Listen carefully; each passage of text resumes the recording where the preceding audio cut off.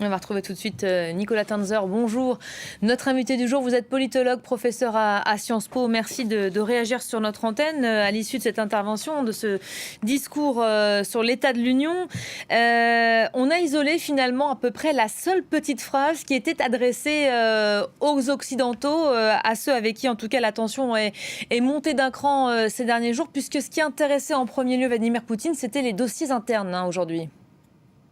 Absolument. L'essentiel de la conférence a été consacré à ces dossiers internes, que ce soit la lutte contre le Covid, le fameux vaccin russe qui n'a quand même pas vraiment démontré son efficacité, des mesures économiques et sociales qui sont attendues de la part de la population russe. Mais là aussi, on peut penser que Vladimir Poutine n'a pas véritablement convaincu, parce que c'est quelque chose qu'il répète à peu près chaque fois, à chaque discours, annuellement, et on voit plutôt que la situation se dégrade avec un taux de grande pauvreté absolument catastrophique, des infrastructures délabrées, notamment d'ailleurs des hôpitaux, une éducation qui n'est plus aux normes, qui n'a plus de qualité véritablement reconnue, un exil des cerveaux qui a augmenté de 5 fois quand même au cours des 10 dernières années, ce qui est aussi tout à fait significatif. Donc ça, il ne convaincra pas. Et puis vous avez tout à fait raison, il y a eu quelques phrases à la fin du discours, qui a duré en tout 1h20, extrêmement agressives à l'égard des partenaires occidentaux.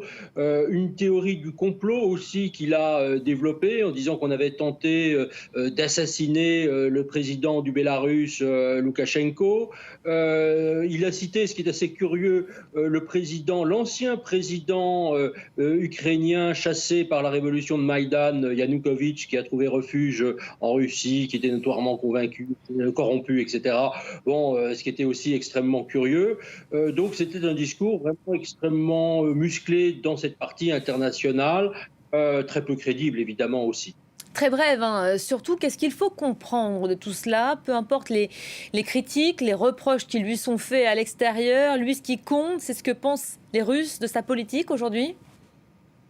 Oui, bien sûr, c'était un discours qui était surtout destiné à une audience nationale, c'est évident. C'était d'ailleurs un discours, c'était frappant, qui était diffusé dans les rues des principales villes de Russie par haut-parleurs ou sur écran géant. Voilà, la bonne parole du tsar, en quelque sorte. Ça, c'était évidemment frappant. Et puis, évidemment, il a toujours désigné, à la fin de ce discours, un ennemi extérieur, hein, comme s'il souhaitait, comme s'il pensait pouvoir remobiliser la population là-dessus, alors que la population a d'abord quand même des défis internes, c'est-à-dire la fin de mois, les soins, les infrastructures, et que je pense que la population russe, surtout les jeunes qui n'ont pas d'avenir dans ce pays, voient avec plutôt sidération sommes budgétaires considérables consacrées à ces interventions extérieures et aux actions de désinformation et de propagande. Il y a une partie des Russes qui entendent contester plus que jamais aujourd'hui son discours et sa politique. Ce sont ceux qui veulent manifester pour Alexeï Navalny. C'est une grande journée annoncée en tout cas comme telle de manifestation et de soutien à l'opposant russe. Hasard du calendrier, certainement pas. Ce dossier, il pourrait lui coûter cher à Vladimir Poutine. Je pense que Vladimir Poutine a compris que l'essentiel de la jeunesse du pays n'était plus avec lui. La population plus âgée, qui regarde évidemment surtout les organes de propagande du Kremlin, le soutiennent en partie encore, mais les jeunes qui ont d'autres informations, notamment Internet, les réseaux sociaux, savent exactement de quoi il en retourne. Et au-delà de leurs problèmes personnels, de leur absence de débouchés, de carrière, la crise économique, ils ont aussi de liberté. Il faut penser que ceux qui avaient 18 ans en 2000, 18 ans, qui aujourd'hui ont 38 ans, ils auront 54 ans en 2036 à la fin du dernier mandat possible, en tout cas légalement possible avec la modification de la Constitution de Poutine.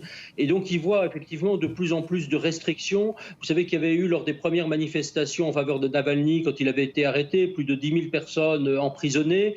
Vous avez des persécutions au quotidien pour tous ceux qui soutiennent Navalny et l'opposition.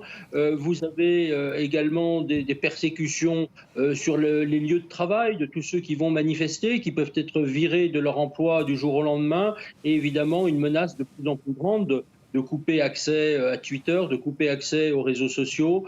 Des organisations proches de Navalny, comme sa fondation anticorruption, ont déclaré organisation terroriste. Et donc, cette emprise, en quelque sorte, de l'État, déjà dictatoriale et évidemment criminelle, devient par certains aspects véritablement totalitaire. Et ça, évidemment, pour la jeunesse du pays, c'est quelque chose de totalement insupportable, d'où ce soutien à Navalny, qui représente l'espoir, en quelque sorte.